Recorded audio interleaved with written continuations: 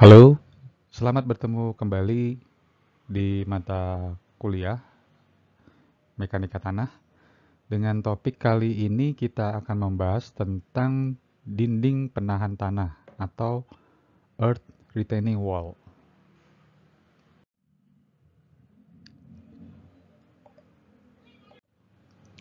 Topik yang akan kita bicarakan kali ini mulai dari pendahuluan atau pengenalan, kemudian cerita mengenai atau gambaran mengenai gravity wall, dinding gravitasi, serta dinding cantilever.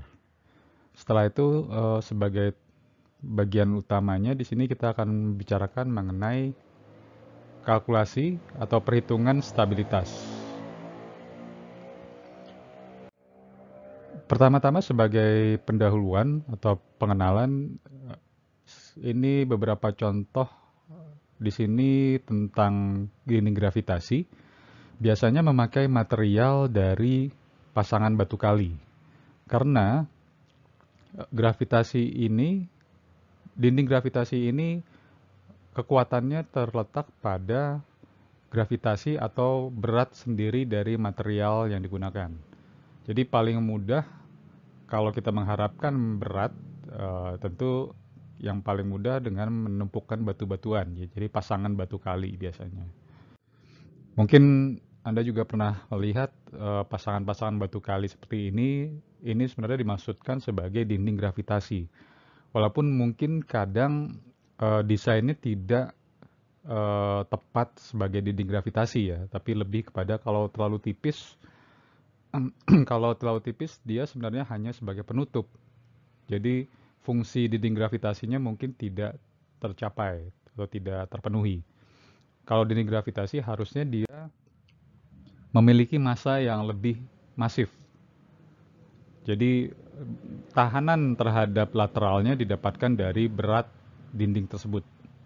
Di sini contoh yang sebenarnya juga dalam perhitungannya termasuk sebagai dinding gravitasi, tapi materialnya sering kita sebut sebagai bronjong.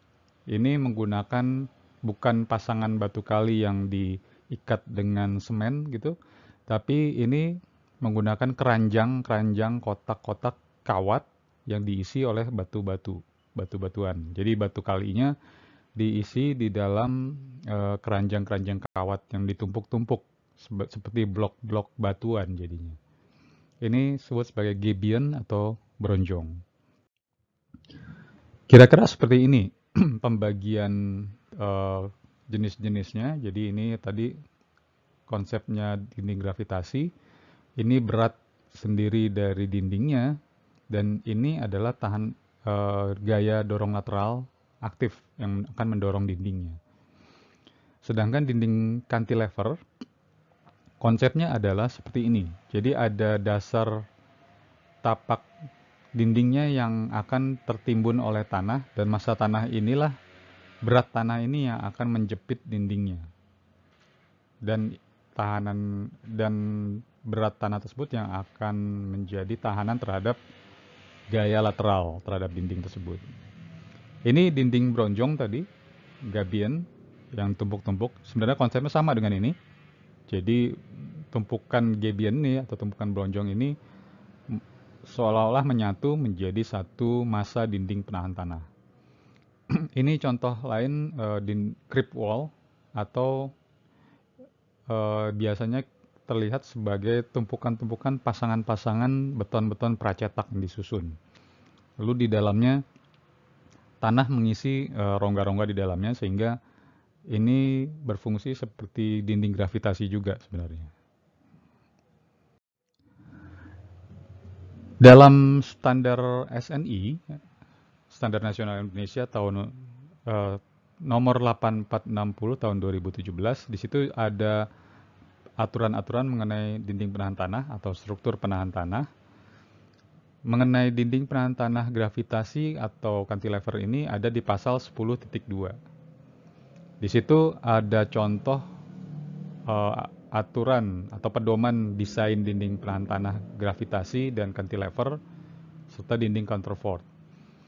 Ini bisa terlihat, jadi kita dipermudah dengan adanya standar ini di mana dimensinya sudah diberikan petunjuknya di sini. Misalnya dengan tinggi H, maka tapak dasar dari dinding tersebut minimal harus setengah atau 0,7 dari H.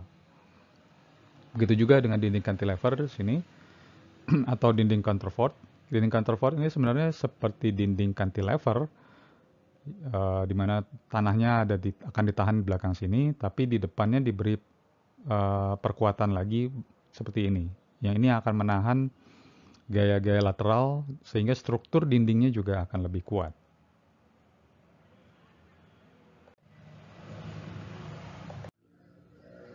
Lalu apa saja yang harus kita perhatikan untuk desain dinding penahan tanah? Di sini saya mengambil beberapa poin dari yang disebutkan dari buku Craig. Jadi dalam mendesain dinding penahan tanah yang harus dipertimbangkan adalah pertama, stabilitas terhadap guling. Overturning ini adalah guling. Jadi dinding tersebut tidak boleh terguling akibat gaya dorong lateral dari tanah.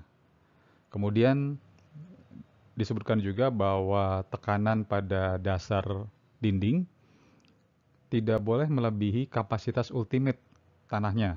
Nah, ini seperti prinsip perhitungan fondasi dangkal, yaitu tapak dindingnya itu diperlakukan untuk dalam perhitungannya sebagai fondasi dangkal.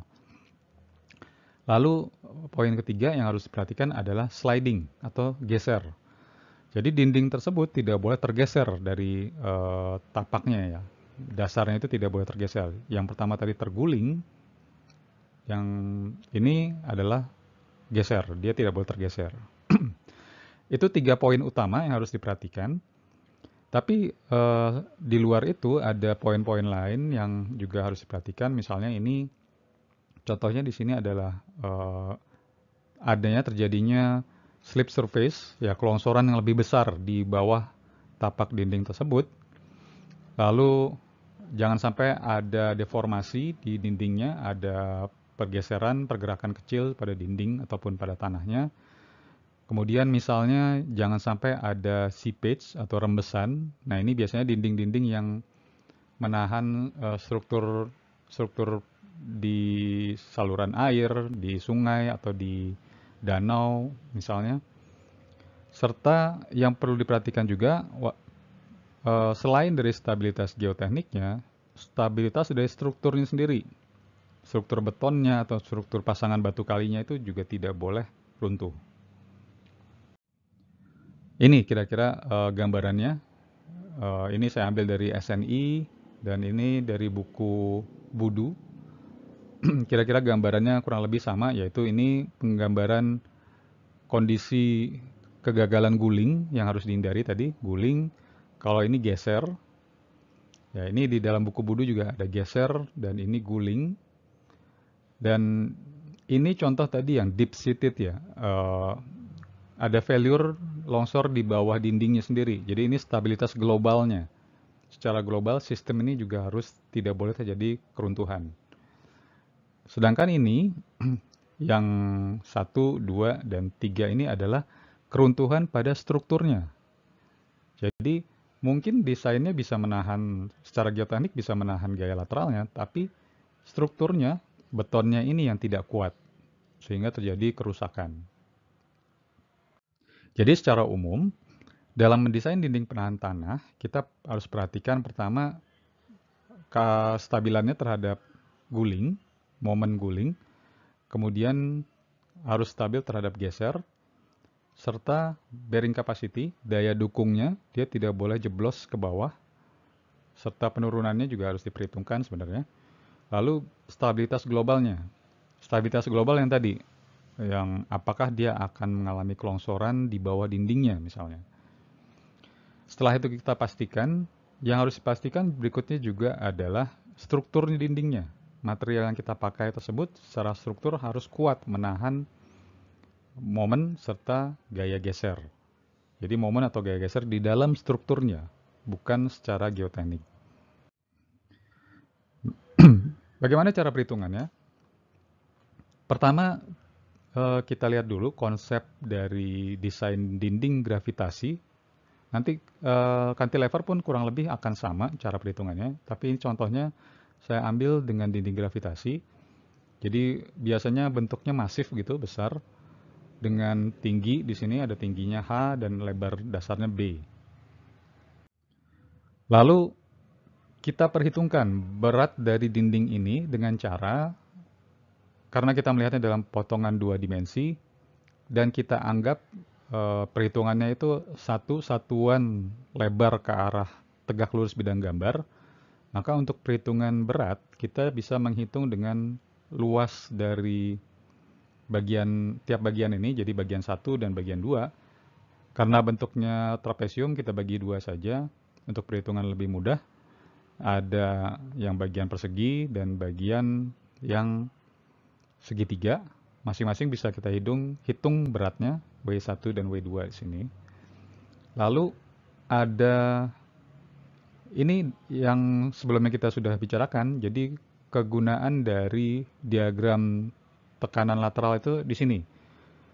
Diagram lateral ini luasan dari ini akan menjadi resultan gaya. Akan menjadi resultan gaya dorong. Nah, ini kita hitung dulu diagram tegangan aktif yang akan menjadi gaya dorong aktif, PA. Biasanya kita ambil simbol saja PA.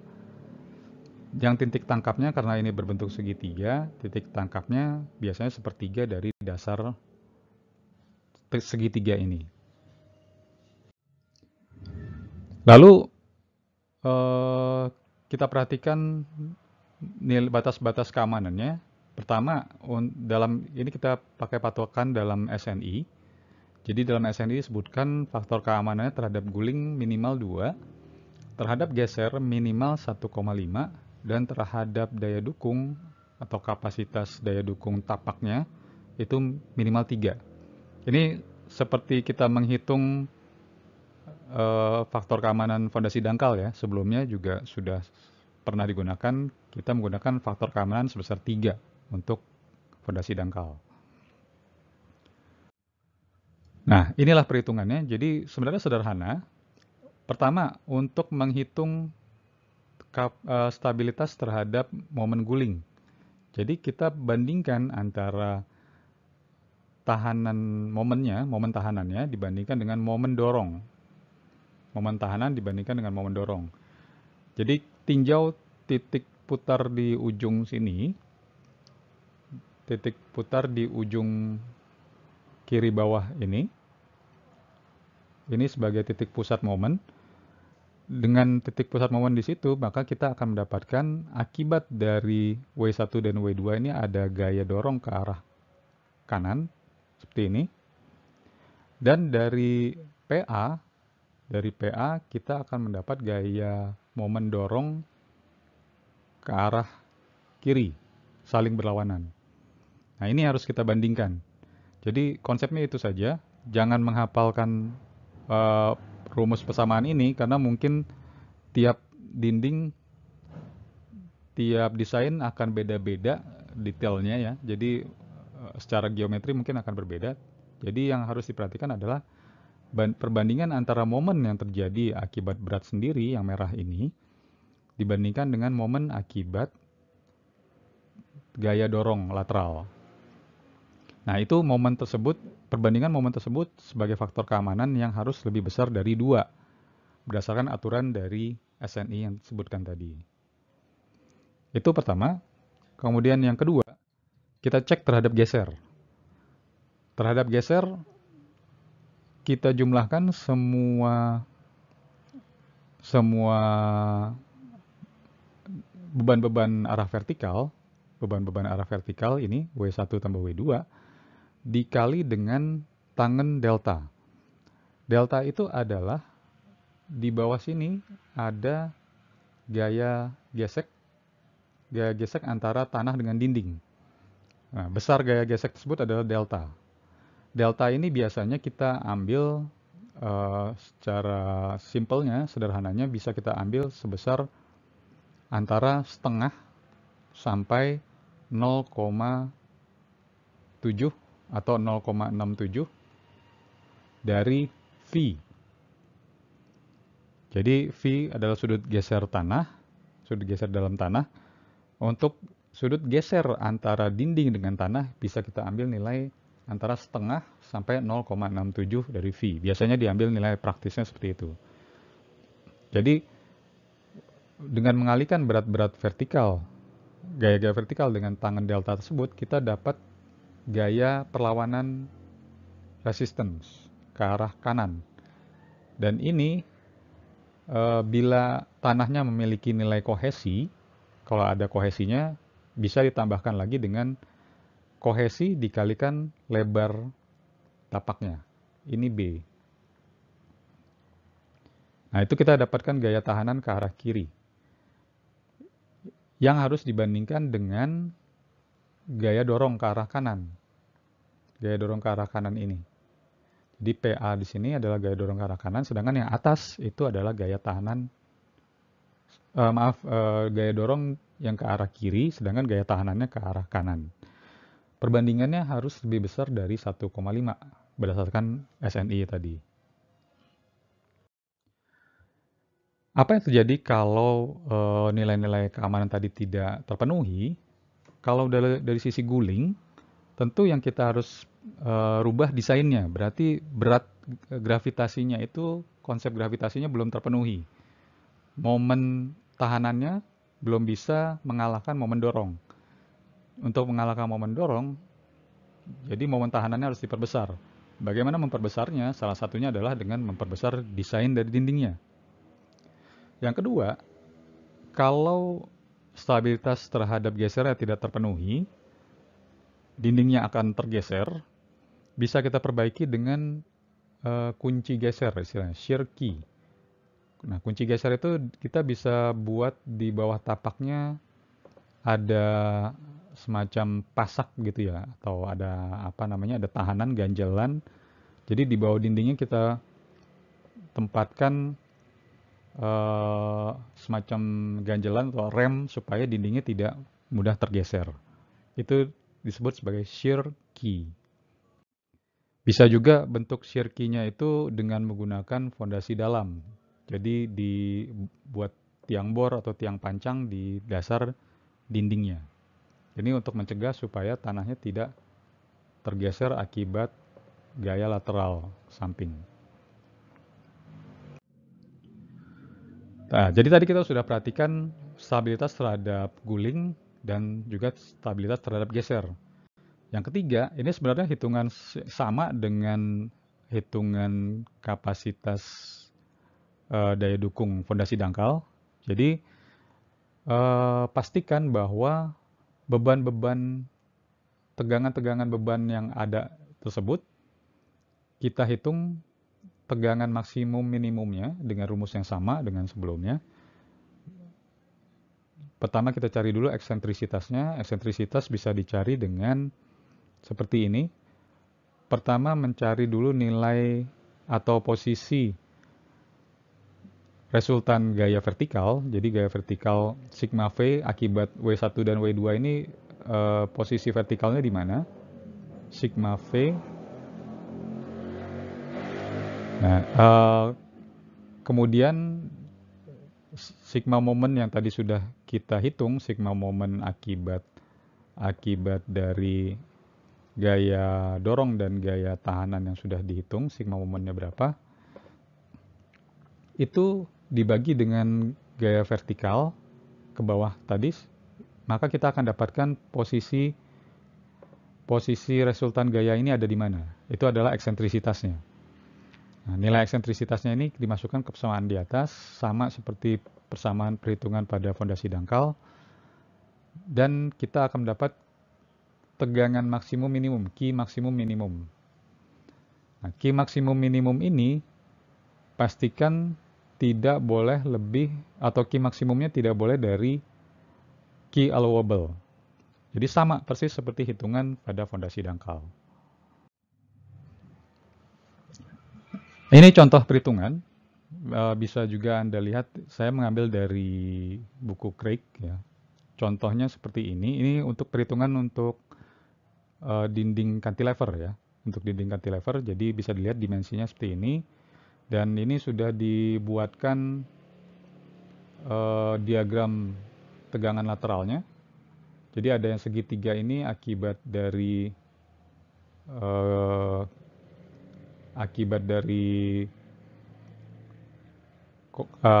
tahanan-tahanan V-nya yang sudah dihitung, ada KA-nya ya. Ini adalah perhitungan dari sigma H aktif sebelumnya. Jadi ini tergambar sebagai segitiga. Sedangkan yang bagian persegi panjang ini akibat ini, ada beban-beban di atas permukaan.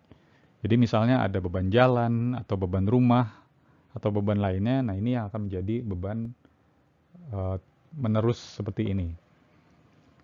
Nah ini kita bisa hitung sesuai petunjuk tadi. Pertama, cari berat-berat, titik-titik berat ini. Satu, kita bisa bagi ini jadi persegi panjang satu. Kemudian ini persegi panjang yang kedua. Ada beratnya juga di sini, titik beratnya. Dan ini ada bagian yang tanah. Tanah yang sini juga akan mempunyai berat. Jadi ada W1, W2, W3 begitu ya. Ada berat dari tanah yang ini. Kemudian ada bagian tapak pondasinya dan ada bagian dinding yang tegak ini. Itu beban-beban arah vertikal. Dan ada gaya dorong akibat ini satu, akibat luasan persegi panjang dan akibat luasan yang segitiga. Nah itulah gaya-gaya yang bekerja. Dari gaya-gaya tersebut masing-masing kita hitung momennya. Jadi di sini akan ada 3 momen akibat gaya 1, 2, dan 3 dengan masing-masing lengan momennya terhadap titik ini. Jadi ini ada lengan momen 1 di sini, segini. Kemudian ada lengan momen yang kedua, misalnya di sampai titik ini. Dan ini lengan momen ketiga sampai sini. Sedangkan yang arah horizontal ini lengan momennya ada yang terhadap titik bawah ini. Pertama ini lengan momen 1. Dan ini lengan momen yang kedua. Terhadap titik ini. Terhadap titik bawah ini. Kita namakan titik O.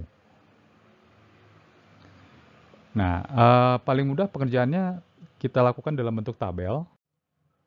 Contohnya seperti ini tadi. Jadi, ini tadi adalah gaya-gaya dari dindingnya.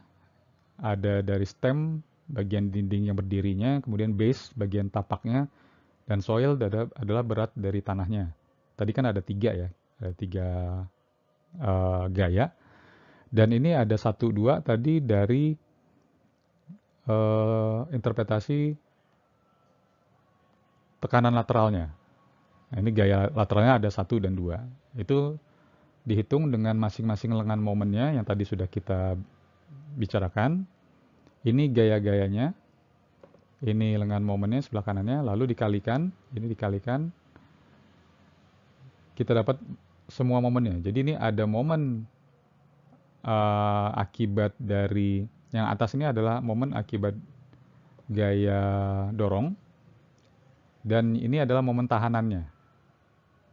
Jadi momen tahanannya yang bawah, yang atas ini adalah momen dorongnya. Nanti dalam perhitungannya kita bandingkan momen tahanannya yang bawah tadi, ini angkanya, dibandingkan dengan momen dorongnya. Nah, kalau nilainya lebih besar dari 2, maka kita nyatakan bahwa dinding tersebut aman terhadap guling. Jadi faktor keamanan terhadap gulingnya oke. Kemudian ini kita cari resultan gayanya yang tadi saya sebutkan untuk mencari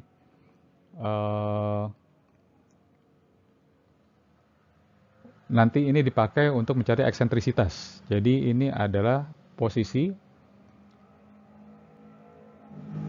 Kalau ini tadi dindingnya, akibat dari momen-momen yang terjadi, sigma-sigma momen tadi, kemudian dibagi dengan total gaya vertikalnya yang ada 3 tadi, maka kita akan mendapatkan posisi di mana resultan gayanya. Ini resultan gayanya. posisi resultan gaya itu terhadap ini nanti dibandingkan dengan titik pusat tapaknya atau bagian tengah tapaknya, itu yang akan menjadi besar dari eksentrisitas. Eksentrisitas ini dipakai dalam nanti perhitungan kapasitas daya dukung. Nah, kita kembali lagi sebelumnya setelah perhitungan guling, cek juga terhadap geser. Jadi geser itu adalah gaya-gaya tahanan, di mana gaya tahanan itu didapat dari berat dindingnya yang dikalikan dengan tangan dari sudut geser antara dinding dengan tanah, dan bila ada nilai kohesinya bisa dikalikan dengan lebar dari tapaknya. Tapi tadi contoh soalnya tidak ada kohesi, jadi kita hanya menghitung ini. Menghitung gaya vertikal atau beban vertikal dikali dengan tangan dari delta. Delta adalah sudut gesek antara dinding dengan tanah. Dibandingkan dengan gaya dorong lateral aktif. Ini. Kebetulan juga di sini nilainya, ini nilainya tidak masuk. Jadi kurang dari 1,5 karena persyaratan dalam SRI 1,5. Nah ini, kalau dia tidak stabil terhadap geser, maka paling mudah kita desainnya, misalnya tadi kita sudah desain seperti ini, kita tambahkan dengan kunci geser di bawahnya. Ya, ini desainnya jadi dibuatkan di tapaknya dibuatkan seperti ada ganjelan gitu ya, ada ganjalannya di bawah seperti ini. Supaya dia tidak mudah terdorong, tergeser. Nah, ini berikutnya saya tidak akan menjelaskan lebih detail karena ini sama seperti perhitungan pada daya dukung fondasi dangkal. Jadi menghitung eksentrisitas, lalu mencari tegangan maksimum minimum, dan tegangan maksimum minimum tersebut nanti dibandingkan dengan kapasitas ultimate dan kapasitas allowable-nya, key allowable-nya. Jadi kapasitas izinnya berapa, daya dukung izinnya berapa, itu dibandingkan nanti key maksimumnya tidak boleh melebihi key allowable. Sama persis seperti yang sudah dipelajari pada perhitungan fondasi dangkal. Demikian untuk penjelasan mengenai dinding penahan tanah dan contoh perhitungannya, cara perhitungannya. Berikutnya Anda bisa coba mengerjakan contoh soal ini. Ini saya ambil dari buku Crick. Dengan dimensinya sudah terlihat di situ, ada dimensi-dimensi rencana dindingnya, dan parameter-parameternya juga sudah disebutkan. Mohon ini dikerjakan sebagai latihan dan sebagai tugas yang bisa dikumpulkan nanti. Terima kasih. Sampai ketemu lagi dalam materi-materi berikutnya.